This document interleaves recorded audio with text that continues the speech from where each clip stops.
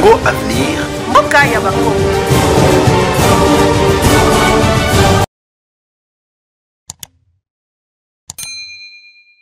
Cette infraction se définit comme étant toute association formée dans le but d'attenter aux personnes et aux biens. Cette infraction a des éléments constitutifs.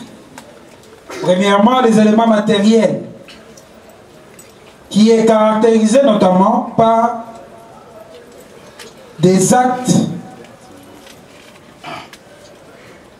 ou les caractères de l'organisation.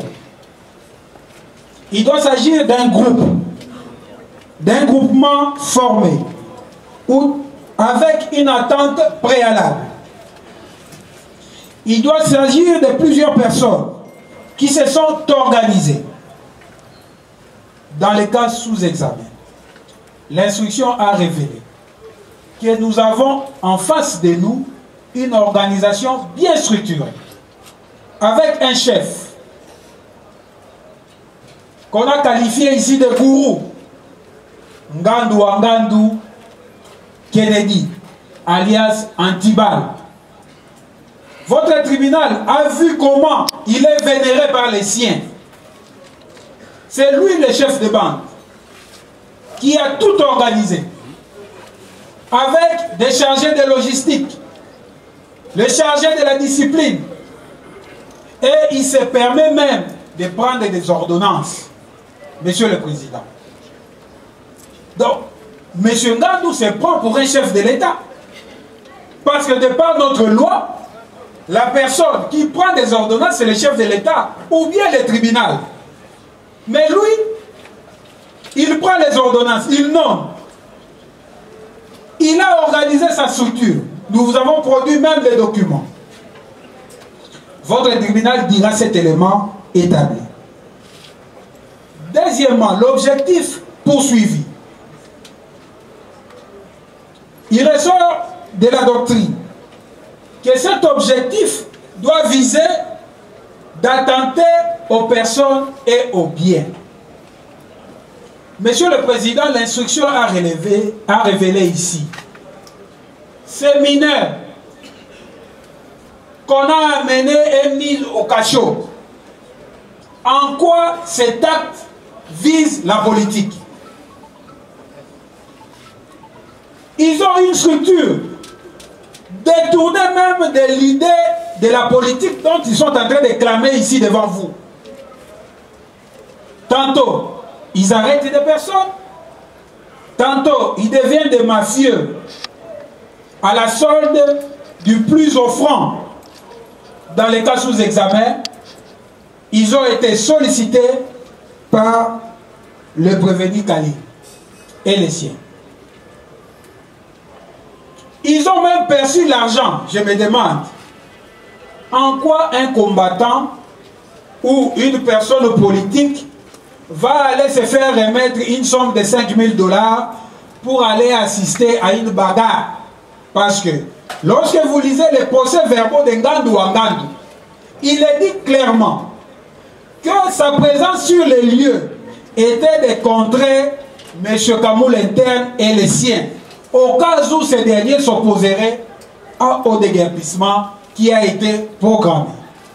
Donc, c'est un mafieux qui est au service du plus offrant et qui est prêt à donner son service à tout celui qui a besoin de cette criminalité. Votre tribunal va considérer cet élément bel et bien établi. Monsieur le Président, vous vous demandez où les prévenus devant vous, membres des forces du progrès, structure informelle non reconnue par l'IDPS, comme l'a démontré Monsieur le procureur de la République. Quelle corrélation y a-t-il entre ces personnes et le prévenu Kamoul Inter et Monsieur Kalingi?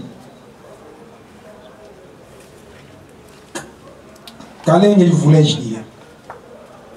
C'est au niveau de ces personnes qui ont eu à utiliser ces services. L'instruction a eu à révéler que nous avons plusieurs groupes. Un groupe utilisé par le premier cité et un autre groupe qu'a utilisé M. Kamoul Inter. Et nous avons même produit les images qui démontrent la bagarre qui a éclaté dans cet immeuble où le prévenu Kamoul et les siens étaient en train d'administrer des coups aux partisans de Ngandu Ouangane, porteurs des gilets. Et la participation de cette personne dans la commission de cette infraction relève des prescrits des articles 21 et suivants du Code pénal livre 1er. Nous les considérons comme étant des provocateurs, des personnes qui ont provoqué cette criminalité. Et il a été jugé que la personne qui provoque est considérée comme participant à l'acte commis. Les faits pour lesquels les prévenus prendre un groupe de bandits, les amener dans un lieu d'exécution d'une décision ou d'un acte d'une autorité, justifie à ce que, au regard des déclarations du prévenu Ngandu, qu'il devait intervenir au cas où il y avait opposition. Est-ce que c'est cela le rôle de ce membre de force de progrès? Le fait pour le prévenu Kaleng de prendre ces personnes, de les mettre en embuscade, engage sa responsabilité à la fois pénale et au-delà de cela même disciplinaire. Monsieur le Président, honorable membre de la composition, on va nous amener une théorie pour dire que l'avocat agit pour le compte de son client. Oui, c'est vrai. L'avocat agit pour le compte de son client. Mais aujourd'hui, en droit, il est développé que lorsque l'avocat agit pour le compte de son client, il a l'obligation de moyens. Mais lorsque l'avocat devient partie au procès, et de ce fait, il a une obligation de résultat, la conséquence du droit est que sa responsabilité pénale est présumée. Mais lorsqu'il a l'obligation de moyens, il appartient à la partie qui l'accuse d'apporter la preuve. Dans les cas d'espèce, l'instruction a révélé que le prévenu était parmi les déguerpis. Donc, n'a pas agi non seulement comme avocat, mais comme étant partie au procès, ayant une obligation de résultat.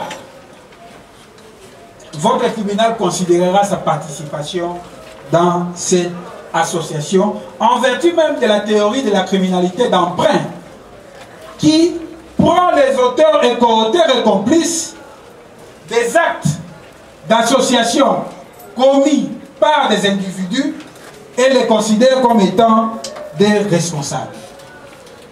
Il en est de même de M. Kamoul Inter, qui d'habitude est le champion d'utilisation de ce groupe criminel.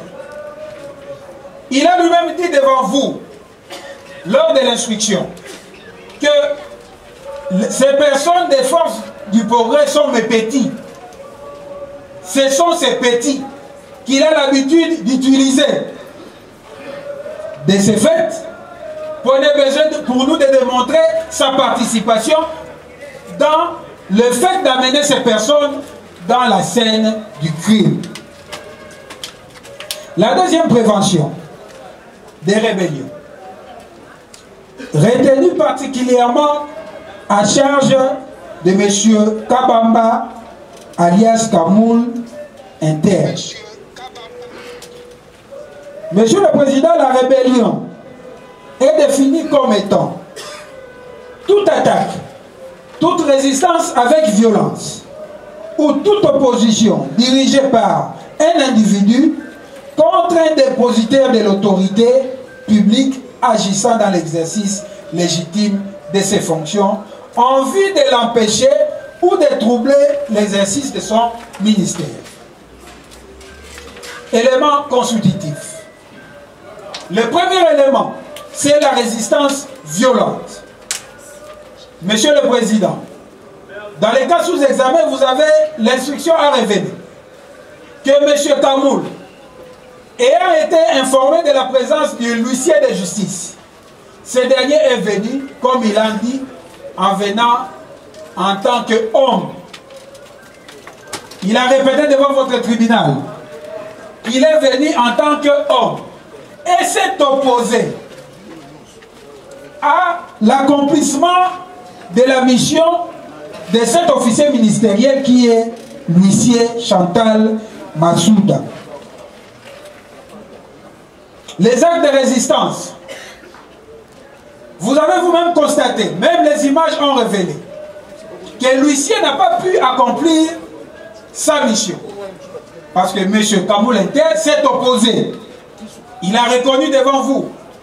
Il a même pris à sa solde quelques policiers qui ont agi de concert avec lui.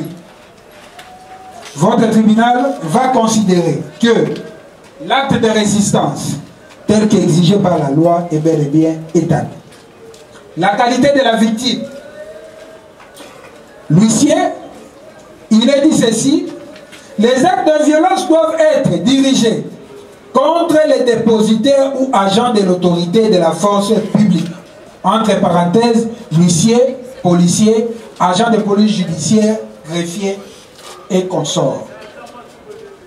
Il ressort clairement que l'huissier, accompagné de la LENI, force de police, dont le monsieur a constaté que ce policier était en uniforme, ce dernier a fait fi à cela et s'est opposé. Il va nous amener la théorie selon laquelle que l'huissier qui est venu était dans l'illégalité. Mais lors de l'instruction, il a été révélé que la police avait été requis par l'auditorat militaire et par l'huissier conformément au droit au Adam. Qu'est-ce dit la jurisprudence quant à cela? Il a été jugé que le fait de résister avec violence aux agents de l'autorité agissant pour l'exécution d'un ordre de l'autorité publique constitue une rébellion. Si dans l'exécution de leur mission, les agents de l'autorité ont quelque peu outrepassé leurs droits, notamment en pénétrant sans ordre infractionnel et sans ordre dans les habitations, cette circonstance n'efface pas le caractère infractionnel de la rébellion, en raison de la disproportion flagrante entre la défense et l'acte illégal. Il a aussi été jugé que lorsque la personne fait opposition à l'exécution d'un acte de l'autorité, il n'est pas habilité à juger le caractère légal ou illégal de cet acte. Son devoir est de se soumettre à charge de lui de procéder à une réclamation et poursuivre la réparation du tort qu'il a subi. Monsieur Kabamba Kamoul, s'il était un bon citoyen, il aurait dû s'exécuter d'abord, quitte à lui de faire une réclamation auprès de l'autorité habilitée. La loi ne lui donne pas le pouvoir d'apprécier la légalité ou l'illégalité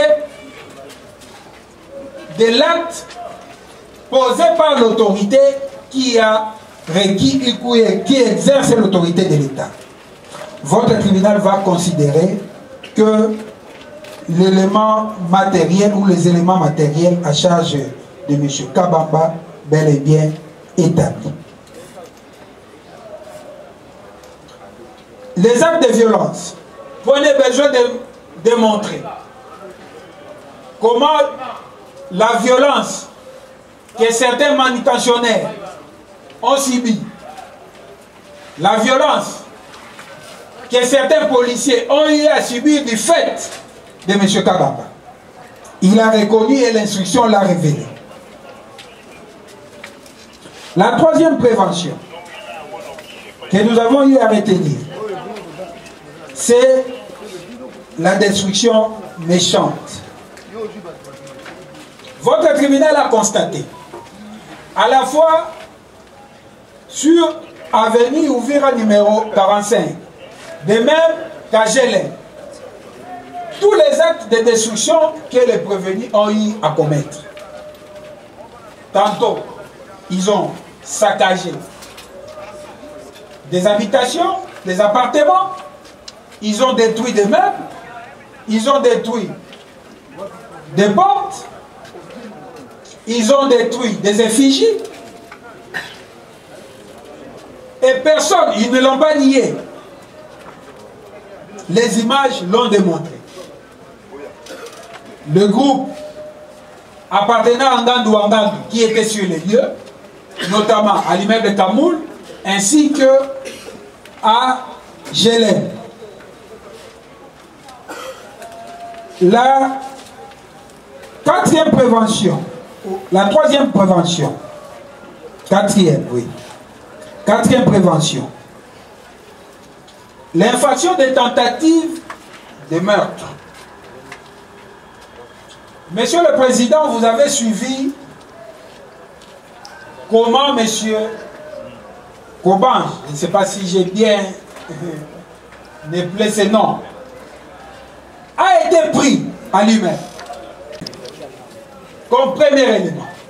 Cette résolution criminelle se manifeste par le fait que ces personnes, membres de cette bande organisée, ont pris la victime de son appartement pour l'amener jusqu'au balcon et les jeter. Il y a eu un débat au cours de l'instruction pour demander si quelle est la circonstance indépendante de la volonté de l'agent qui a suspendu cette infraction. Mais les prévenus ont eu à commettre tous les actes extérieurs relatifs au meurtre. Parce que prendre quelqu'un, les jeter du haut, mais c'est dans quelle intention? Mais c'est dans l'intention de donner la mort, qui est l'élément intentionnel du meurtre. Ils le prennent, ils jettent la personne. Et si la mort ne s'en est pas suivie, ce n'est pas par la volonté de l'agent. Ce n'est pas par leur volonté. C'est une circonstance indépendante de leur volonté. Donc, utilise un enfant dans les différentes formes de criminalité est passible de 5 à 10 ans de servitude pénale principale. L'utilisation des enfants dans toute forme de criminalité. La criminalité, c'est quoi? C'est la commission des infractions. Résidence d'autrui, là où ils ont appelé base. Mais c'est déjà une criminalité. L'effet de se rendre à l'immeuble Kamoul, les images le démontrent, où vous voyez comment certains d'entre eux sont en train de s'en aller avec des biens appartenant à autrui, ne peut pas soutenir de telles personnes. Ce sont des criminels. On peut même aller au-delà pour dire que ce sont des crimes contre l'humanité. Il ressort des faits, comme l'instruction a révélé. Plusieurs biens mobiliers ont été emportés. Des objets de valeur, des sommes d'argent. Les propriétaires agressés. En rouge, au milieu, il est là. Le gourou, en train de superviser le vol. Votre tribunal va considérer que cet élément ou cette infraction, la résidence de M. Miguel, où il n'y avait personne, ils ont eu à détruire la porte, sont entrés par effraction.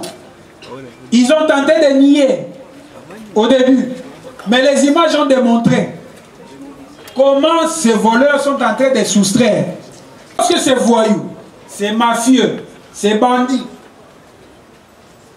sont entrés dans cet appartement. Ils ont pris cette dame à des attouchements. Est-ce que c'est cela l'objectif politique? D'aller toucher aux parties intimes des dames? C'est cela. C'est ça l'idéologie politique qu'ils nous chantent ici. Je me demande, ils devaient même avoir honte de chanter l'hymne de l'IDPS en public, devant l'audience. Mais on n'a pas affaire à des politiciens. Nous qui avions grandi dans cette ville, on se demandait lorsque on grandissait, mais les militants politiques étaient qui? C'était les gens devant les journaux qui étaient en train de lire et faisaient des débats intellectuels. C'est cela les militants de l'IDPS qui combattaient. Pas des violents, pas des bandits, pas des violeurs, pas des personnes qui touchent aux parties intimes des femmes. C'est un sacrilège, Monsieur le Président. Les éléments de preuve. En quoi votre tribunal va fonder sa conviction pour asseoir la culpabilité des accusés? Il plaira à votre tribunal de dire par ses motifs, de dire établi. En fait, comme en droit, les infractions d'association de malfaiteurs, d'arrestation arbitraire et de détention illégale, d'utilisation d'enfants dans les différentes formes de criminalité, des tentatives de meurtre, de destruction méchante, de vols à l'aide de violence, de vols qualifiés, d'attentats à lapidaire et de rébellion. Par conséquent, vous allez condamner les prévenus Ngandou, Wangandou et consorts du chef d'association des malfaiteurs à la peine capitale. Vous allez les condamner pour arrestation arbitraire et détention illégale, conformément aux articles 67 du Code pénal livre 2 et 161 de la loi portant protection de l'enfant, à 5 ans de servitude pénale principale. Pour utilisation d'enfants dans les différentes formes de criminalité, vous allez les condamner à 10 ans de servitude pénale principale. Pour tentative de meurtre, vous allez les condamner à la peine de mort. Pour destruction méchante, vous allez les condamner à 5 ans de servitude pénale principale. Pour le vol à l'aide de violence, vous allez les condamner à 20 ans. Pour le vol qualifié, vous allez les condamner de même à 20 ans. Pour l'attentat à lapidaire, vous allez les condamner à 5 ans. Quant à la rébellion, mise à charge des Kamouls, hormis les autres peines requises qui les concernent aussi, vous allez les condamner à 5 ans. Vous allez dire ces infractions commises en concours matériel et en faisant application du principe de cumul des peines, vous allez retenir la peine de mort. Vous allez ordonner la restitution des biens par eux soustraits. Quant aux demandes des parties civiles, vous allez apprécier être à écho et bon. Vous mettrez les frais à leur charge. À défaut, ils subiront 3 mois de contrainte par corps. Dire cela, vous ferez justice. Vous n'avez rien dit au sujet du prévenu Kalengi. Merci, Monsieur le Président. Monsieur le Président, membre de la composition, en ce qui concerne les prévenus Kalengi, vous direz également établir à sa charge les infractions telles que déclinées,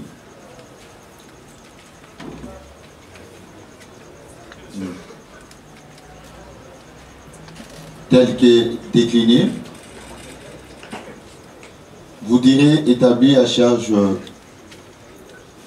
de prévenir Kalengi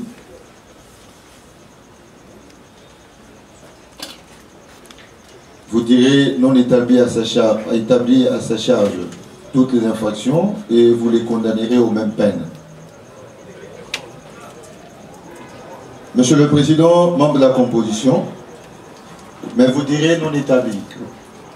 S'il vous plaît, monsieur Laurent Laloy, si vous pouvez nous préciser les peines à l'égard du prévenu Kalengi pour nous permettre de bien la retracer dans notre dispositif. Ah, non, monsieur le Président, donc je disais aux mêmes peines telles qu'elles étaient définies pour toutes les parties. Ok. C'est ce que je voulais dire. Ainsi, monsieur le Président, nous dirons également, votre tribunal constatera également non établi. En fait, comme en droit, les infractions à charge, les infractions retenues à charge de Elanga, Pompou, Mouepou, Léonard. Et vous l'acquitterez.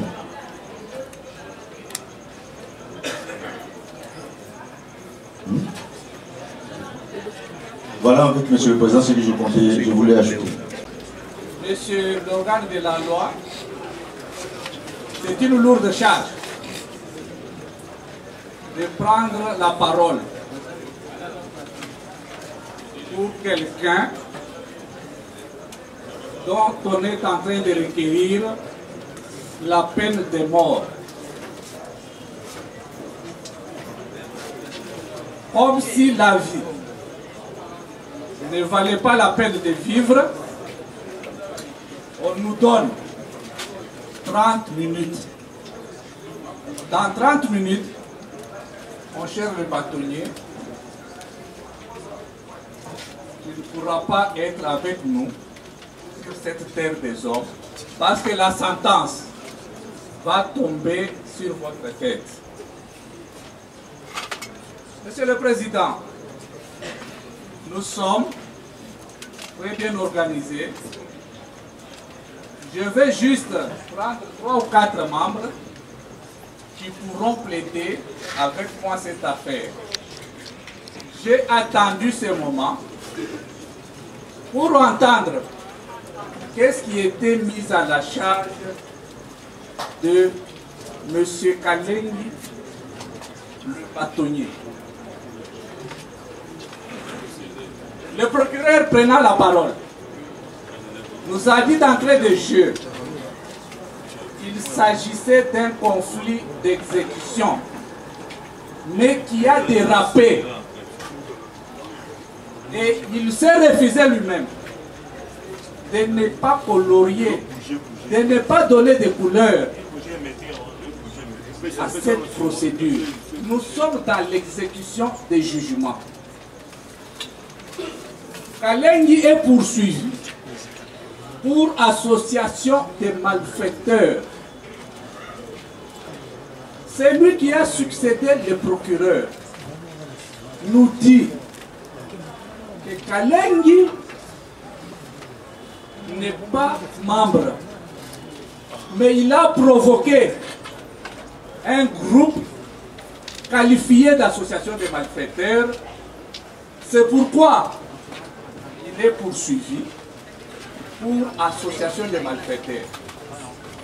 La question qui nous vient en tête, la question des droits, la question où je voudrais peut-être croiser les fers avec l'accusation, l'association des malfaiteurs. On adhère à l'association des malfaiteurs ou on la provoque. Est-ce qu'on condamne un membre de l'association ou on cherche à condamner quelqu'un parce qu'il aurait provoqué? Monsieur le Président, je ne me reconnais pas dans le paquet. Je ne me reconnais pas. On adhère à une association. C'est un état d'être. Ce n'est pas par commission qu'on devient membre d'une association de malfaiteurs. Et qu'est-ce qu'il a fait? Le même parquet nous dit, qu'ils ont requis les gens pour l'exécution d'une décision de justice. Ils ont requis pour l'exécution d'une décision de justice. Monsieur le Président, Monsieur le Parquet, l'exécution d'une décision de justice est-elle une illégalité? L'exécution d'une décision de justice est-elle une illégalité? Pour aller jusqu'à demander une peine de mort. De l'intimidation, de l'ordre public qu'on veut établir, ou qu'est-ce qui se passe exactement dans ce pays? Autant, nous avons dit que l'état de droit n'est pas un slogan, autant j'aurais bien voulu aussi que le parquet puisse donner un contenu réel. Parce que tout le monde qui est là vient me voir pour me poser la question, qu'est-ce qu'il a fait? Est-ce pour avoir demandé à un huissier de justice d'aller faire exécuter au nom de son client? Je ne sais pas. Peut-être on en aura beaucoup, on en saura davantage, parce que je n'interviens pas seul. J'invite, il y a 4 avocats qui pourront être avec nous, malgré notre nombre, on est à une quarantaine, mais 40 personnes pourront intervenir, notamment Maître Emen Toya, Maître Kilou, Maître Serge Mayamba et Maître Gentil. Monsieur le Président, évoluez. Ceux qui me connaissent savent que je suis un plaideur. Allez-y. Ceux qui me connaissent le savent. Je disais ceci. Monsieur le bâtonnier Kalengi, comme première prévention à sa charge, j'étais en train de plaider, c'était l'association des malfaiteurs. À l'entame de son propos, lorsque monsieur le procureur de la République faisait l'exposé des faits, j'ai souligné une phrase qu'il avait dit. Ce groupe a été contacté pour prêter main forte à une décision de justice. Ça, ce sont les propos de monsieur le procureur de la République. On s'est parlé de 2 groupes, mais il a dit le groupe, semble-t-il, a été appelé pour prêter main forte à une exécution d'une décision de justice. Monsieur le procureur de la République, lorsqu'il parlait, lorsqu'il prit la parole, lorsqu'il a présenté les effets retenus, il a montré une fiche de force du progrès. Aucunement parmi les fiches d'identification de force du progrès, j'ai entendu le nom de monsieur le bâtonnier Kalengi Kokilana Laurent. Alors, la question que le vice-doyen a posée vaut son pesant d'ordre. À ma connaissance, pour qu'il y ait association des malfaiteurs, on doit être en face d'un groupe organisé. J'ai avec moi l'ouvrage d'un magistrat que j'aime bien, Emmanuel Amour Kitenge, qui dit ceci: l'association des malfaiteurs est une organisation mise en place par les associés en vue d'attenter aux personnes physiques comme morales et ou à leurs biens. En tant qu'infraction, l'association de malfaiteurs se réalise par la réunion des éléments constitués ci-après, l'existence d'une association, c'est-à-dire un regroupement de 2 ou plusieurs personnes en vue d'une entreprise criminelle commune. L'organisation de la banque, l'existence d'une entente préalable entre les membres, une résolution d'agir de manière concertée entre les membres, peu importe la permanence ou la durée de l'association, sa nature, sa structure, l'existence ou l'absence d'un chef. Ça, c'est l'ouvrage de Emmanuel pour le code pénal, volet commenté et annoté. Donc, préalablement, il faudrait qu'il existe une association constituée dont le membre, dont en fait la personne poursuivie est membre. J'ai aimé lorsque monsieur le procureur dit que le secrétaire général de l'UDPS dit qu'au sein de l'UDPS, il n'y a pas de force du progrès. Et que c'est un groupe constitué par M. Ngang. Mais à aucun moment, monsieur le procureur de la République, ou bien l'accusation, n'a pu établir que Maître Kalengi, bâtonnier, faisait partie de ces groupes. J'aimerais qu'on me prouve que voilà, il est associé dans ces groupes. Par quel mécanisme? On ne devait pas associer, comme l'a dit le vice-doyen, par provocation. On adhère. C'est ça la philosophie de l'article 158. Lorsqu'on parle d'association, c'est-à-dire qu'on doit s'associer pour un but donné. Est-ce que Kalengi est membre de Force du Progrès, oui ou non? Répondez-nous. On ne peut pas être associé par provocation. Là, je ne suis pas de cet avis, de cette école. La deuxième des choses, il faudrait, je suis au niveau de l'association de malfaiteurs, il faudrait qu'il y ait l'existence d'un temps préalable entre les membres. Est-ce que Kalengi, je m'excuse de l'appeler ainsi, monsieur le bâtonnier Kalengi, est le membre de Force du Progrès? Il y avait une entente pour commettre les infractions. Nous répondons par la négative. Et j'ai aimé lorsque monsieur le procureur de la République, ou l'accusation, je ne veux pas personnaliser les débats, ce n'est pas dans mes habitudes. Lorsque le parquet ou bien l'accusation relatait les faits, il a bien précisé que, semble-t-il, Kalengi aurait contacté ces groupes-là pour prêter main forte à une exécution des décisions de justice. C'est ce qui a été dit. Et tout le monde le sait, que lorsqu'on exécute, lorsque l'huissier veut exécuter une décision de justice, des fois on recourt à une main d'œuvre. C'est légal. Est-ce que le fait pour l'huissier de recourir à une main d'œuvre constitue-t-il une entente préalable entre le bâtonnier Kalengi et les membres d'une association qu'on poursuit? C'est ça l'entente préalable de commettre une infraction? Je ne sais pas, je ne pense pas.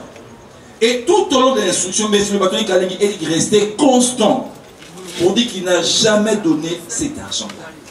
On parle, non, voilà, il aurait donné 5 000 $. C'est là que j'aborde l'aspect provocation qui n'est pas, j'ai dit il aurait, c'est pas Jennifer. Mais on s'est fie aux paroles de Ngandu Ngandu, qui n'ont été corroborées par aucune autre personne. Alors que M. le bâtonnier vous dit que non, je ne connais pas cette histoire. Doit-on vraiment dire que les paroles de Ngandu, ce sont des paroles d'évangile? Les mêmes Ngandu vous disent il faut que Freddy soit là.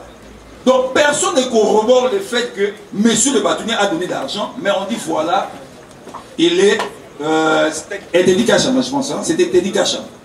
On n'a jamais vu. Le parquet a été dans l'impossibilité d'établir le fait que M. le bâtonnier était avec Teddy Kachama en train de donner 5 000 $. Doit-on vraiment se fier aux propos de M. Ngandu qui le dit comme une parole d'évangile? Nous ne sommes pas l'église où les gens doivent dire Alléluia, Amen. Le droit, on doit apporter les preuves. S'il n'y a pas de preuves de cette entente préalable pour aller commettre une infraction, on ne peut pas. Le parquet vous dit non, voilà, lors de cette déposition, Ngandu vous dit que M. le bâtonnier nous avait positionné quelque part. Ce sont ces déclarations qui n'engagent que sa personne. Ça n'engage pas les preuves du M. le bâtonnier Kalengi. Aujourd'hui, preuve nue.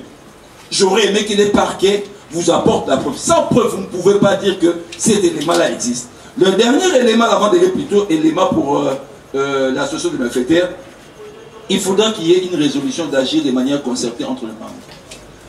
Cette résolution-là a été faite quand?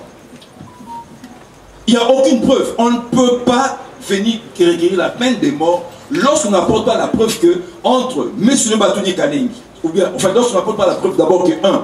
le bâtonnier Kalengi fait partie plutôt des forces du progrès, on ne peut pas requérir, cet élément n'existait pas. Et de deux, même l'entente là n'existe. Et la trois, la résolution. Est-ce que lorsque M. bâtonnier Kalengi était à la cour en train de plaider, à quel moment il a rencontré ces gens, en fait, c'est que le procureur qualifie d'une bande organisée pour leur dire allez attenter à la vie des autres, allez attenter à la vie de X, Y, Z, allez casser tel. Je ne pense pas. L'infraction d'association des malfaiteurs mise à charge de M. le bâtonnier Kalengi ne peut pas exister, ne peut pas être dit établi en fait, tout comme en droit, parce qu'il n'y a aucune preuve qu'il fait partie des forces du progrès. Il n'y a aucune preuve qu'il y ait une entente préalable entre M. le bâtonnier Kalengi et le membre de cette structure dont il ne fait même pas partie. Il ne les connaît même pas, il ne les a jamais rencontrés. On n'a pas apporté la preuve. Donc, en l'absence de preuve, je pense, votre tribunal, qui est un tribunal de droit, ne peut pas dire que le fait pour l'huissier d'avoir recouru à une main-d'œuvre pour une décision de justice doit constituer une infraction d'association de malfaiteurs à charge de M. le bâtonnier Kalengi et pour lequel le parquet requiert la peine de mort. Donc, votre tribunal constatera que les éléments constitutifs de l'infraction d'association de malfaiteurs mise à charge de M. le bâtonnier Kalengi ne sont pas établis. Et j'ai aimé tout, j'ai fini par là, pour laisser la parole aux autres, j'ai aimé la majorité des partis civils qui ont pratiquement plaidé à des charges, en dehors seulement des partis civils Kabamba. C'est tout à fait normal. Les partis civils Kabamba, on a vu un des Kabamba en train de rosser les membres du force du progrès. Malheureusement, les procureurs, je ne sais pas pourquoi on n'a pas poursuivi celui-là dans les images que nous avons vues ici, que M. le procureur nous a apprendu. Mais les autres partis civils disent non, nous estimons que M. le bâtonnier n'a commis rien. Laissez-les tranquille. Mais curieusement, le procureur dit qu'il a commis quelque chose en l'absence de preuves et sans pour autant établir les éléments constitutifs.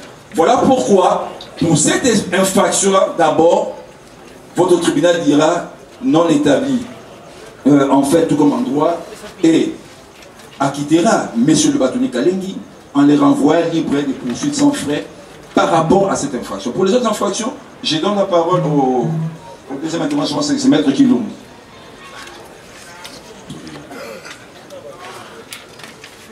Je ne sais pas, c'est une erreur tactique qui profite aujourd'hui à la défense du fait que tout au long de l'instruction de cette affaire,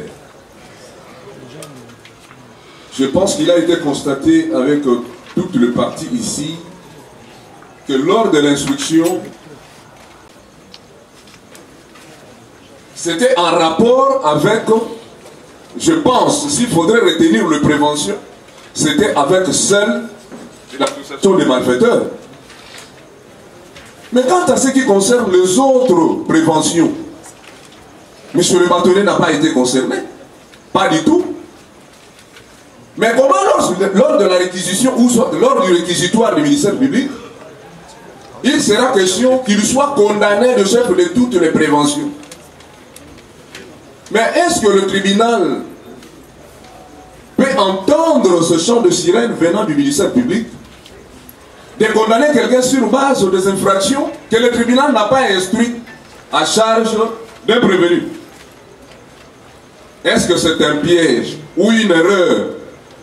Mais quant à ce qui concerne la défense, nous disons que cette situation-là, disant qu'il sera condamné de chef de toutes les infractions, le bâtonnier Kalengi n'est pas du tout concerné. Parce que l'instruction ayant trait en ce qui le concerne, concernait uniquement la prévention de l'association des malfaiteurs. Ça c'est le 1. De 2. Je me posais cette question en ce qui concerne les poursuites engagées, même en ce qui concerne sa présence ici, qui justifierait sa détention. On comprendrait par rapport à l'application de l'article 5 de la loi sur la procédure en matière de flagrance, qu'étant partie appelée comme témoin ou à une autre qualité, il s'est présenté devant l'organe de la loi. Et finalement, il va se retrouver devant le tribunal. Et jusque-là, il ne comprenait absolument rien en ce qui concerne les bâtonniers Kalengi s'il était inculpé ou en tant que témoin. Et surtout lors de son appel, lors de son contact avec l'organe de la loi, il lui a laissé entendre par l'organe de la loi comme quoi que non, vous êtes invité en qualité de renseignant. Au vu de la loi, il est tout à fait normal que le ministère public, en ce qui concerne la flagrance, amène toutes les parties devant le tribunal. Si ce n'est que devant ici, où le distinguo sera fait. Mais curieusement, jusqu'à la fin, il est transformé du renseignant en inculpé. Mais il est inculpé de suite de l'association des malfaiteurs. Il est dans l'association par le simple fait que sa cliente cherchait à exécuter une décision judiciaire, et lui, en tant qu'avocat, il doit répondre de fait de son client ou de sa cliente. C'est là la gymnastique que nous devons faire. Donc, c'est-à-dire, la cliente au bâtonnier, bénéficiaire d'une mesure de justice qui devrait être exécutée. Et ce n'est pas le bâtonnier qui exécute en tant qu'avocat, non. Mais il y a un huissier de justice. Il y a un officier ministériel qui a pris toutes ces dispositions. Et nous en savons plus qu'en ce qui concerne en matière d'exécution, l'huissier prend toutes les dispositions en ce qui concerne la main-d'œuvre. Parce que l'huissier de justice ne fait pas ce travail-là de faire évacuer les effets en matière de déguerpissement. Et les huissiers ont toujours recouru à la main-d'œuvre. Et la main-d'œuvre en droit positif congolais n'est pas organisée jusqu'aujourd'hui. Les huissiers recourent même au chèque. Mais si l'huissier est allé contacter un groupe organisé pour faire ce travail, mais où est la part des responsabilités de la partie qui exécute la décision? On se pose la question. Où est la part des responsabilités de la personne ou la partie bénéficiaire de la décision à exécuter? Et lorsque sur le lieu, il y a eu ce que nous pouvons considérer comme étant un dérapage, quid de la responsabilité de la personne bénéficiaire de la mesure ou la décision à exécuter? Non, il est dans l'association par exemple le fait d'avoir recouru aux forces des autres prévenus que nous voyons ici, les plans du derrière. Il faudrait tout simplement d'abord se faire savoir que s'il s'agit réellement d'une association de malfaiteurs, chose qui sera peut-être ici démontrée par la suite. Ce que maintenant le bâtonnier, qui est l'avocat de la partie qui a bénéficié de cette mesure ou de la décision, se retrouve impliqué aujourd'hui dans cette affaire pour dire non, il fait acter l'huissier. Mais c'est tout à fait normal. C'est l'huissier de justice qui peut exécuter la décision. Surtout que ce huissier de justice a été commis par l'autorité. Qu'est-ce qui pèse sur sa tête? Et le ministère public vient de requérir pour mon bâtonnier la peine de mort. Une infraction. Pour une infraction que M. le bâtonnier n'a pas commis. Je reviens sur l'association de malfaiteurs. Mais nous sommes quand même inquiets, moi personnellement, parce que le ministère public, sur sa liste des multitudes d'infractions, vient de faire état des infractions dont pendant, ni au moment où les prévenus ont été présentés par devant votre tribunal, ni au moment de l'instruction de cette affaire, toutes ces infractions-là, en dehors de l'association de malfaiteurs, monsieur le bâtonnier n'avait aucune charge. Mais c'est une surprise. Nous comprenons que le ministère public en tant que parti, puisque se trouvant ici, il tient à requérir. Mais nous avons tous constaté la difficulté avec laquelle le ministère public avait, lorsque tout le monde a réclamé, même le tribunal, de dire et pour le prévenu Kalengi. Nous avons constaté la difficulté avec laquelle le ministère public a pu requérir pour dire qu'il est concerné par toutes les infractions. Mais nous lui disons non, il n'est pas concerné par toutes les infractions parce qu'il avait cette charge-là de le présenter immédiatement lorsqu'il a commencé les faits avec la charge de toutes ces infractions. Je reviens sur l'association des malfaiteurs. La loi dit que pour être établie, l'association des malfaiteurs a des éléments constitutifs. Et ces éléments constitutifs doivent être tous réunis. Dès lors qu'il y a un élément qui fait défaut, Monsieur le Président, Monsieur de la composition Et monsieur le ministère public, l'établissement de cette infraction sera difficile. Je vais vous le démontrer tout à l'heure. Il est dit à l'élément, le premier élément qui est le caractère de l'association des malfaiteurs. Il est dit ce qui suit. L'association des malfaiteurs est une infraction qui existe par le seul fait de l'organisation de la bande. Ici, j'ai suivi le ministère public qui a parlé d'autres prévenus en dehors du bâtonnier Kalengi. Cette bande est organisée avec le bâtonnier Kalengi. Ne nous voilons pas la face. Nous n'allons pas faire plaisir au ministère public parce qu'il a fait cette déclaration. Mais nous lui disons, le ministère public dit, je reprends ses propres paroles, il dit, il fait partie de cette association pour avoir provoqué.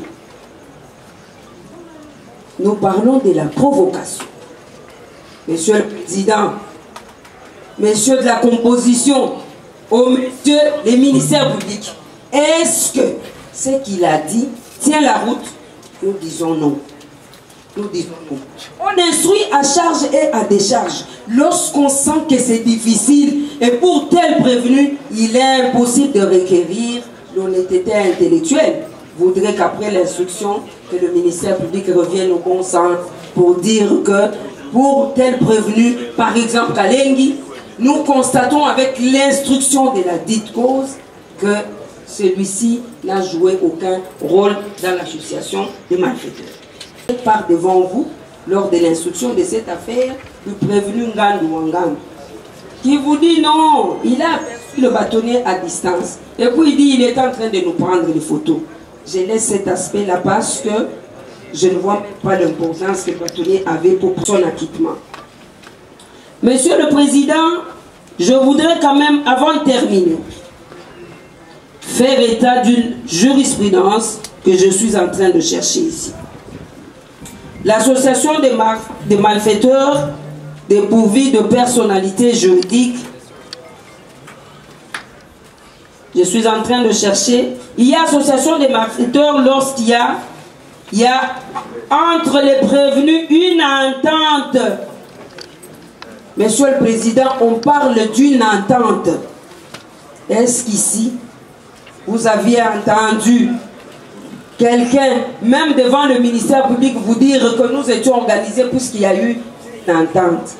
Monsieur le Président, monsieur de la composition, monsieur le ministère public, étant donné que le premier élément constitutif de l'infraction de l'association de malfaiteurs n'est pas réuni, l'examen d'autres éléments constitutifs devient superfétatoire. Et votre tribunal, au vu de ces éléments dont nous avons développé, vous allez dire que l'infraction d'association de malfaiteurs n'est pas établie à charge de M. le bâtonnier. Je laisse la parole aux autres confrères. Merci. Honneur et respect à vous, juges et magistrats, artisans de la justice. Paix à vos familles, vous qui faites du droit un instrument de la paix. Monsieur le Président, distingué juge, Monsieur le procureur de la République, j'aborderai directement en relevant les incohérences retenues dans ces cas requis le ministère public. En voulant faire du très célèbre bâtonnier Laurent Kalengi, intimement appelé Mobutu, encadreur des jeunes, membre d'une association qui aurait commis des faits infractionnels. J'en veux pour preuve les attouchements dont on a parlé tout à l'heure. Est-ce que le ministère public, en voulant responsabiliser le bâtonnier Kalengi dans les attouchements qui ont été opérés sur une victime que lui a identifiée, peut-il apporter la preuve de la participation du bâtonnier dans ce qui a été fait. Monsieur le Président, distingué juge, nous relevons également un autre élément de cohérence, puisque le ministère public a demandé au tribunal de retenir toutes les infractions à charge du bâtonnier. Comment le bâtonnier Kalengi, avocat d'une partie bénéficiaire d'un jugement ayant abouti au déguerpissement, peut-il faire de la rébellion? S'est-il rébellé contre son propre œuvre? Incohérence du parquet. Mais au-delà de tout, nous voulons rappeler à l'auguste tribunal, avec tout le respect, que la responsabilité pénale est individuelle. Pour condamner une personne, le tribunal doit être en mesure d'apporter la preuve de la participation matérielle de cet individu dans la commission des faits. Nous voulons également dire qu'au-delà des autres considérations, il y a lieu de noter que ce procès est le procès du prestige et de la protection d'une profession. Et cette profession, c'est la profession la plus prestigieuse des professions libérales. Il s'agit de la profession d'avocat. Lorsque nous lisons les dispositions de l'article 15 du pacte international relatif aux droits civils et politiques, il est rappelé qu'aucun individu ne peut être condamné pour des actes dont il n'a pas été auteur. On parle des actions et omissions. Cette intelligence du pacte international relatif aux droits civils et politiques est relayée chez nous à l'article 17 de notre Constitution, à l'alinéa 3, qui reprend presque la même chose. Pourquoi nous le disons? Le patron de la Légion nationale d'intervention de la police, répondant aux différentes demandes du tribunal, a relevé ou a fait noter au tribunal que l'intervention de son équipe était liée à une réquisition de l'auditorat supérieur et à une autre d'un huissier de justice. Doit-on considérer que le fait pour un avocat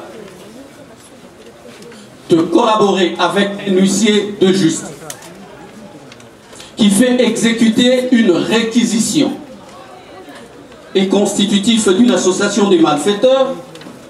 Est-ce que le parquet a été capable de démontrer le lien qui a existé entre les membres de cette association considérée comme constituée des délinquants, la Force du Progrès, alors qu'elle n'en est pas une, et le bâtonnier? Aucun membre de la Force du Progrès a dit ou a reconnu avoir perçu des fonds. Par exemple, si par impossible le parquet voulait en arriver là, des mains du bâtonnier Kalengi,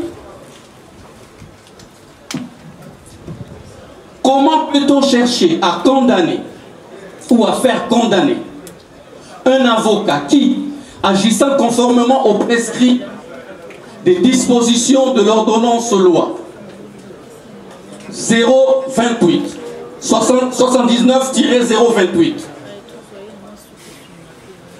du 29 septembre 1979 portant organisation du barreau, qui fait de l'avocat le représentant des intérêts de son client. Point de besoin de rappeler que l'avocat agit au nom et pour le compte de son client. L'avocat n'agit pas en son nom et pour son compte personnel. Par quelle magie votre tribunal pourra condamner le bâtonnier Kalengi pour avoir agi conformément à la loi?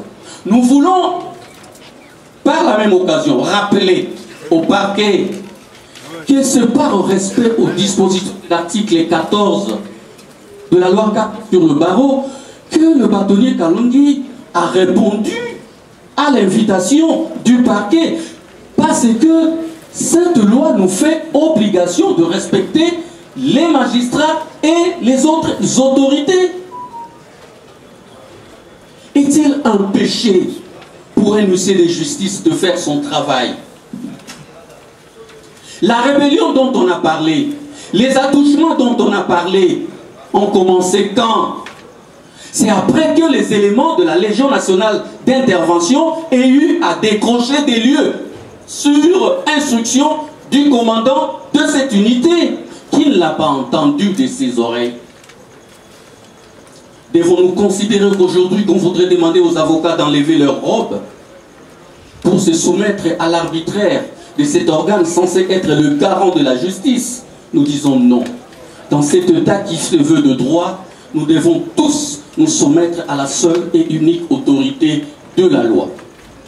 Comment veut-on faire du bâtonnier Kalengi, membre d'une association des malfaiteurs, alors que la force du progrès que l'on présente ici par le ministère public, comme ne faisant pas partie de l'UDPS, sans nous brandir les statuts de l'UDPS, l'Union pour la démocratie et le Parti social, mais c'est l'occasion pour nous de rappeler au ministère public qu'au sein de l'UDPS, dans son organisation, il existe des ligues.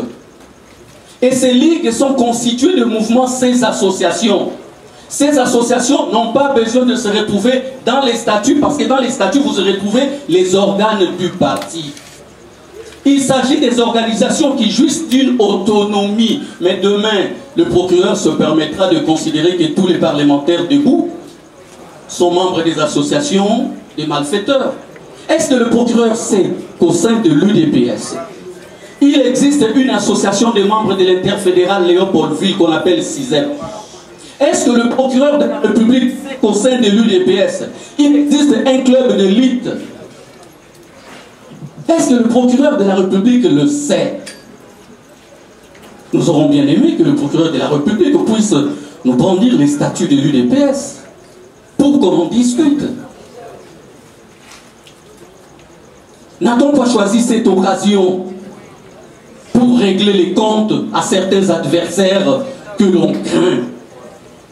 N'a-t-on pas choisi cette occasion pour régler les comptes à certaines personnes qui embêtent? Non, Monsieur le Président, vous ne condamnerez pas un innocent. Vos mains ne seront pas imbibées de sang, parce que la condamnation à mort est une condamnation qui fait perdre l'usage du sang. Et le sang innocent, lorsqu'on le fait couler, ne reste pas impuni. 55 minutes disposées, cher maître. Merci, Monsieur le Président. Puisque nous avons dit et que vous nous avez entendu, votre tribunal retiendra. Aussi, un autre élément d'incohérence qui vous a peut-être échappé est que le ministère public, dans sa volonté de vouloir faire condamner Kalengi, vous a fait siéger irrégulièrement. Est-ce que vous l'avez su? Avant d'accorder la parole à un autre officier du ministère public au nom de l'unicité, dans la première phase, le ministère public a sollicité la suspension de l'audience. Mais quand il a manifesté la volonté d'obtenir votre sympathie pour la condamnation de Kalengi, cette volonté qui est ancrée en lui, il a pris la parole sans égard au tribunal. Vous avez siégé irrégulièrement. Est-ce que vous avez fait attention à ça? Parce que votre tribunal ne siège pas avec deux officiers du ministère public. S'il vous plaît, cher maître, vous avez oublié, Monsieur le Président, à écouter, maître, le ministère public est un. Monsieur le Président, et si vous estimez que le tribunal est mal composé, nous sommes désolés, mais nous vous disons, vous savez ce qu'il faut faire. Le ministère public, ils peuvent être 15, 30. Là, on ne change pas de composition. L'observation. Vous savez, l'unicité tient au caractère structurel. Le ministère public est unique en tant que corps. Je conclue en disant que le ministère public ne peut pas siéger à deux. C'est une observation. Tirez la conséquence? Non, je n'en tire pas les conséquences. Concluez. Je conclue en disant au tribunal que le bâtonnier Laurent Kalengi sera tout simplement et uniquement acquitté parce que n'ayant commis aucune faute, car ayant agi plutôt conformément à la loi du pays, conformément à la déontologie des avocats et conformément à tous les usages. Merci. Nous vous remercions. Le tribunal vous remercie. La parole au prévenu. À 21h29, nous reprenons la parole. Nous voudrions rappeler, en termes de fait, que les litiges qui opposent M. Kabamba à M. Ehrlich, propriétaire de la société Blue Development, c'est un litige qui aurait dû être réglé par nos cabinets, nos études. Mais hélas, nous voilà ce soir dans un environnement très compliqué à cause de certains de nos comportements, justement. À un certain moment, nous avions voulu, les uns comme les autres, nous substituer en lieu et place de nos clients. Je voudrais dire que M. Kabamba est, depuis 2005, propriétaire de la concession située au numéro 45 de l'avenue Ouvira dans la commune de La Gombe. C'est chez lui. Il est propriétaire ou copropriétaire. Et il vit en copropriété avec ses enfants enregistrés dans son certificat d'enregistrement. C'était Blue Development, autour d'un projet de construction d'un immeuble, l'appelant comme partenaire et que sa parcelle devait constituer son apport dans ce deal ou dans cette affaire. Mais voilà qu'après la construction, pour une parcelle, une concession qui pouvait équivaloir à 4 millions, 3 millions, il se retrouve avec 2 appartements d'une valeur de 500 000 $, valant chacun 250. Et c'est là qu'est né tous les litiges qui nous conduisent à ce stade, ces jours. C'est parce qu'on n'a pas voulu régler un contrat qui était lésionnaire, un contrat qui était dolosif. Mais vous n'êtes pas saisi de ce fait. Vous êtes ce soir saisi de fait de rébellion et d'association de malfaiteurs dans son chef.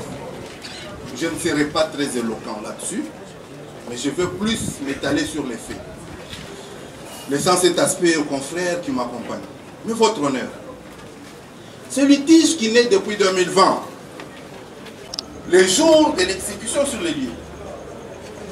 Mais bon, comment est-ce que M. Kabamba pouvait se permettre, dans ces conditions-là, d'organiser une bande? Un, il n'a pas été informé qu'il y avait une lettre rédigée qui devrait être exécutée le 31 juillet. De deux, ses copropriétaires, les personnalités qui habitent cet immeuble n'avaient pas été informés. Il n'y a pas eu de littératif commandement, il n'y a pas eu d'information, il n'y a pas eu de subvention pour quitter les lieux. Il n'y a rien en termes d'information. Mais qui peut exécuter une décision de justice ou une lettre sans informer aux occupants? Mais que fait-on de l'exécution volontaire? Monsieur le Président, que quelqu'un vienne à vous dire que M. Kabamba s'était organisé, a fait un groupe, c'est des imaginations. Fécondes d'ailleurs, hanté par un très mauvais esprit. Parce que, du moment que c'est à la requête de la famille, des enfants de M. Kabamba, que la société Blue, requérante en tierce opposition, a été sommée sur les conventions, pour que cette cause finalement reçoive plaidoirie, que la Cour tranche définitivement ces litiges et que chacun puisse se soumettre à l'autorité de la chose jugée. Qui pouvait croire qu'en cette date-là, on pouvait se retrouver devant pareil événement sur les lieux et à l'immeuble? Mais Monsieur le Président, on vous parle même de la rébellion. Comment est-ce que M. Kabamba pouvait se rébeller du moment que l'huissière de justice ne s'était même pas présenté à lui? Même pas à ses services. Pour preuve, jusqu'à la fin de l'exécution, jusqu'au moment où nous sommes en train de vous parler, il n'y a pas eu un exploit d'huissier instrumentant ou réinstallant une partie. Bien plus encore, votre honneur, parce que M. Kabamba plaide non coupable sur les 2 chefs d'infraction qui sont mis à tort à sa charge, que l'on cherche les personnes qui étaient venues exécuter, qui étaient venues accompagner. Mais M. Kabamba n'avait pas de prédisposition à prendre, il n'avait pas une idée à pouvoir savoir que le mercredi, jour où nous avons depuis bientôt 2 ans, nous avons toujours des audiences chaque mercredi. Nous sommes devenus, au quotidien, nous sommes devenus permanents au palais de justice. Alors comment pouvait-on organiser une telle défense? Comment est-ce que M. Kabamba pouvait organiser une telle association pour s'attaquer lui-même du moment que lui aussi occupe là-bas du fait des décisions favorables qui ont été rendues en faveur de ses enfants? Mais, Monsieur le Président, la rébellion, s'il faudra qu'on parle de la rébellion. Mais M. Kabamba n'a jamais été en contact avec l'huissier de justice. Tous les commissaires qui ont comparu devant vous, ils vous l'ont dit, que l'exécution chaotique qui a été orchestrée sur les lieux n'a été estompée que du fait de l'intervention du commandant de la ville et du colonel Carlos. Pour la sécurité, parce qu'ils avaient été alertés. Pour la sécurité, parce qu'ils avaient été alertés qu'il y avait des troubles non loin du Kantchadj, vers Gelem et consorts. Donc, votre honneur, je disais que vous ne pouvez pas être à la fois victime et acteur.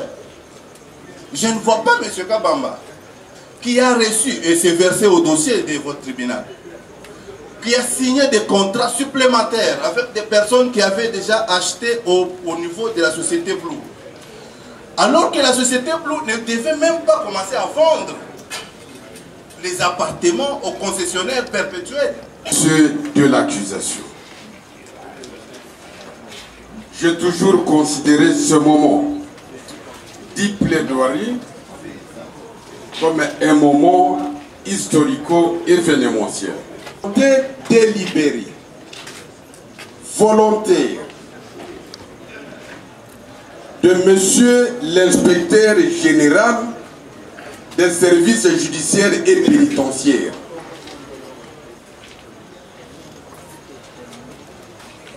qui s'était érigé dans un élan effréné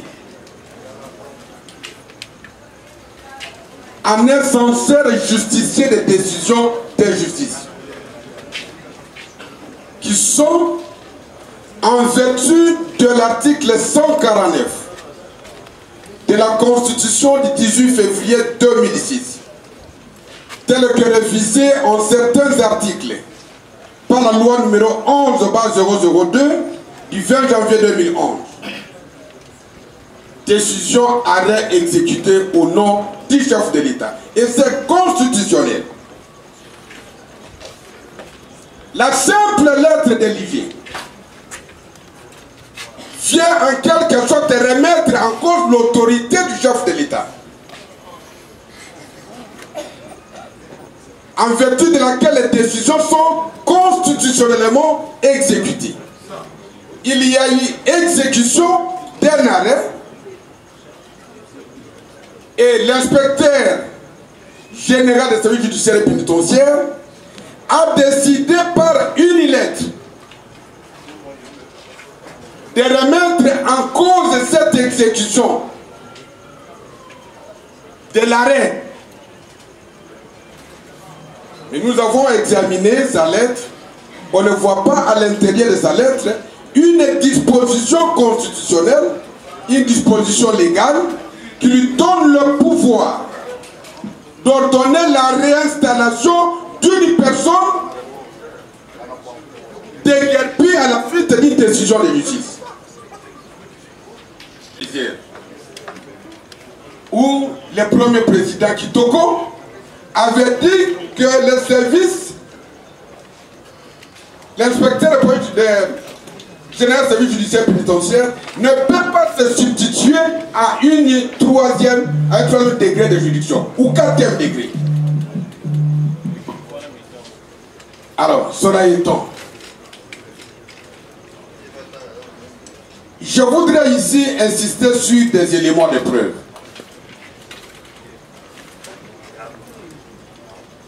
Parce que, Monsieur le Président, honorable membre de juge, l'accusation a requis contre nous les faits d'association de malfaiteurs, supposés et de rébellion.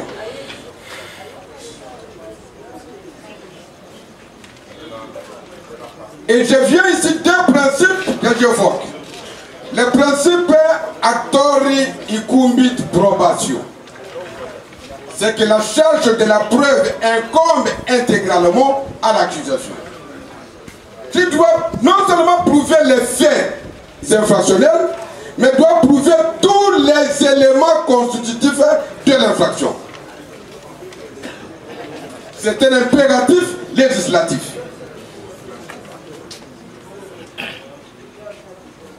Et lorsque l'accusation n'arrive pas à prouver des éléments au-delà de tout doute raisonnable,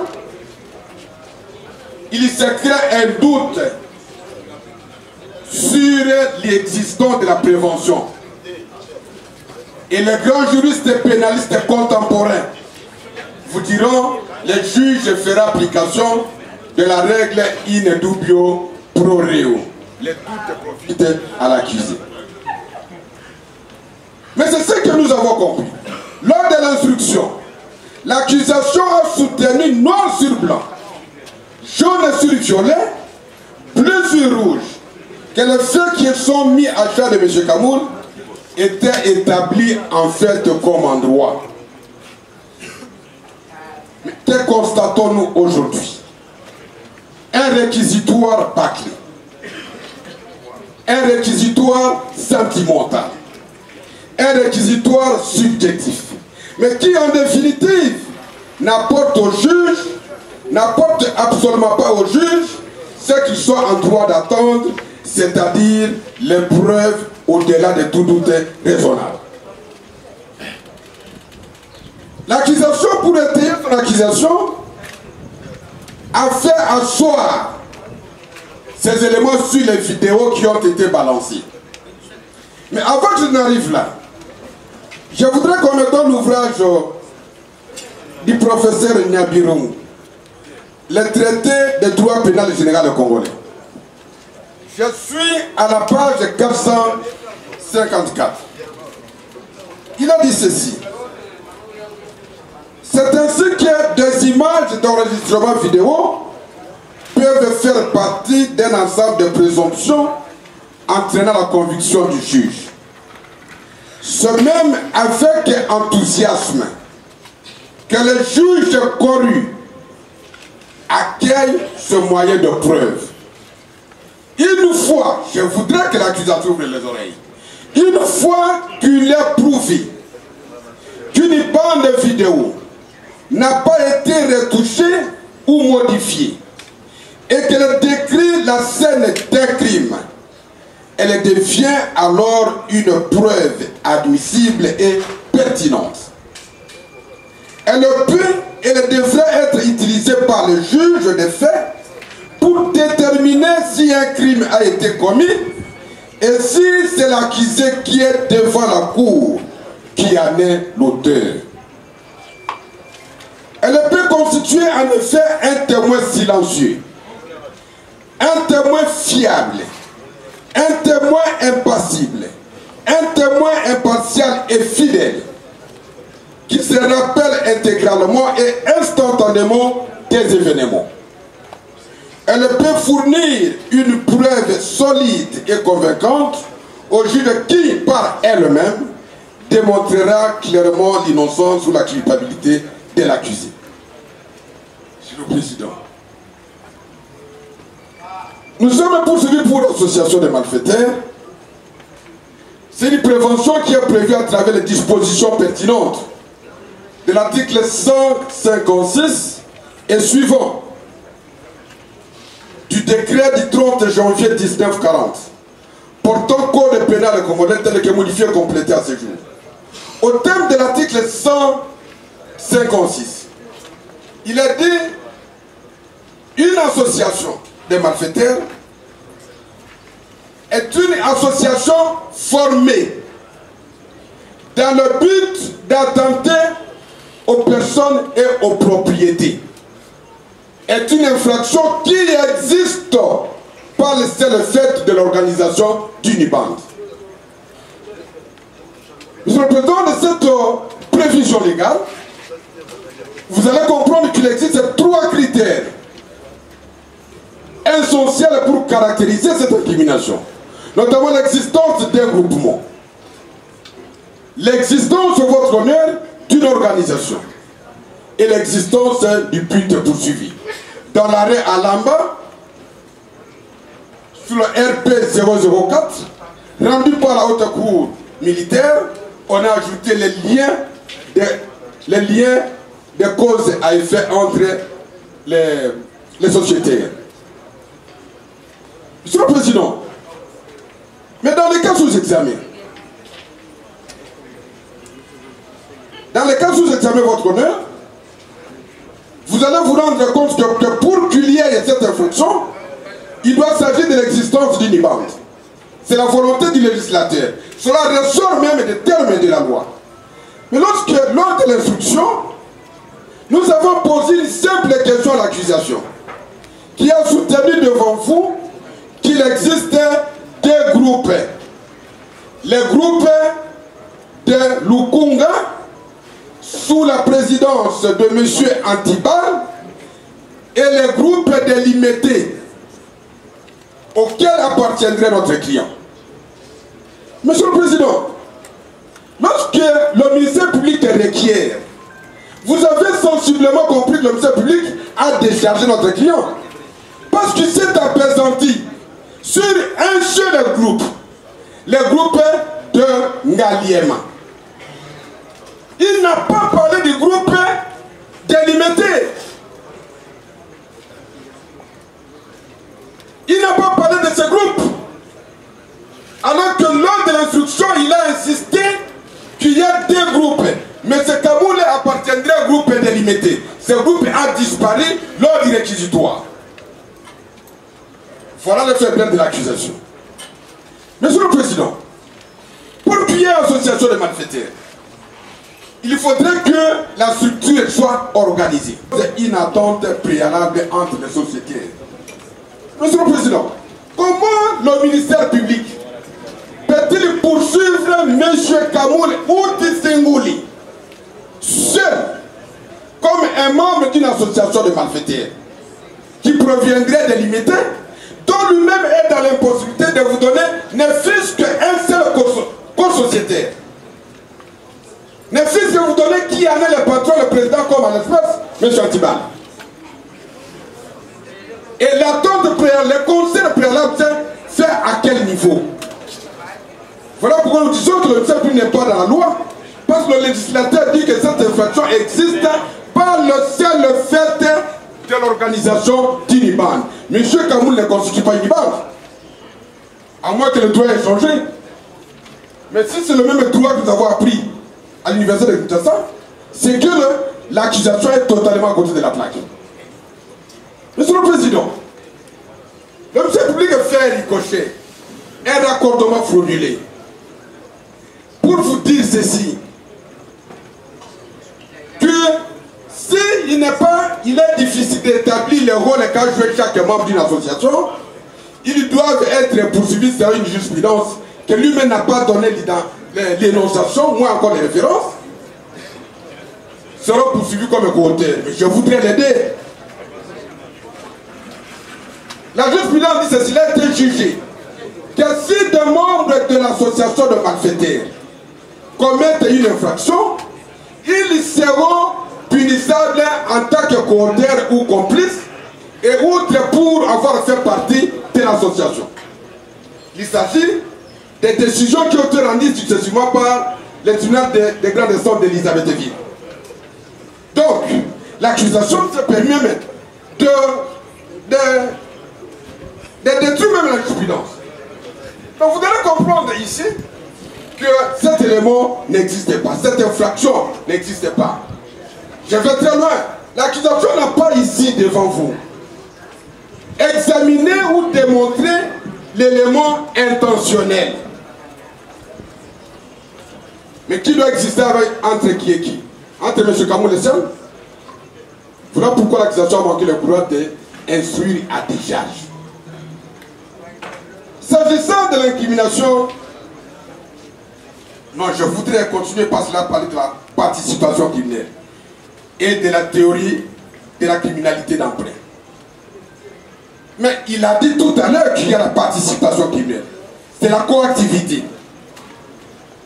Mais pour qu'il y ait la coactivité, la participation criminelle, 3 conditions générales doivent être réunies. La première, c'est l'acte principal, l'infraction principale. Deuxième condition, c'est l'acte de participation à l'infraction principale. Troisième condition, c'est l'intention criminelle commune qui doit exister entre les copropriétaires. Est-ce que le ministère public a-t-il démontré cet élément? A-t-il démontré l'acte de participation de M. Kamoul? Parce que les actes de participation sont des actes positifs, sont des actes concomitants, sont des actes antérieurs à la commission, sont des actes de stricte interprétation. En droit, les incriminations portées à de notre client pour défaut de preuves à la fois et pour toutes quant à celle-ci. Mais dans l'hypothèse extrême et par voie de conséquence, l'acquitté purement simplement. J'ai ma matière pénale plaidée dans les hypothèses. Mais dans l'hypothèse extrême impossible, où vous auriez pensé que M. Kamoul, parce qu'on ne connaît pas le secret délibéré, a eu à commettre quelconque infraction. Monsieur le Président, c'est un père de famille. Le législateur vous a reconnu le pouvoir de prononcer une peine et vous a également reconnu le pouvoir d'atténuer la peine. Et que dans ces conditions-là, vous auriez eu un cas où vous auriez à retenir le réquisitoire de cette public prononcé depuis la circonstance atténuante. Un réquisitoire vide. Mais la loi également vous a reconnu le pouvoir de condamner et de surseoir à l'exécution de la peine pour une certaine durée bien déterminée. C'est l'article 41, je m'abuse, code pénal congolais. J'ai conclu. J'ai conclu, j'ai atterri, vous avez compris que j'ai atterri après avoir détruit l'accusation. Donc, Monsieur le Président, vous pourriez, lorsque vous auriez prononcé une peine, et que M. Kamoul contre M. Kamoul, à la suite de ce réquisitoire vide, complaisant et sentimental, vous allez ordonner. Retirez ces 3 J'ai retiré, Monsieur le Président. Alors, concluez. Je conclue. Monsieur le Président, vous allez assortir votre décision de la clause de sursis à exécuter. Le tribunal vous remercie et prend acte de votre plaidoirie. Il passe la parole, s'il vous plaît, maître. Congo Avenir. Mboka ya Bakongo.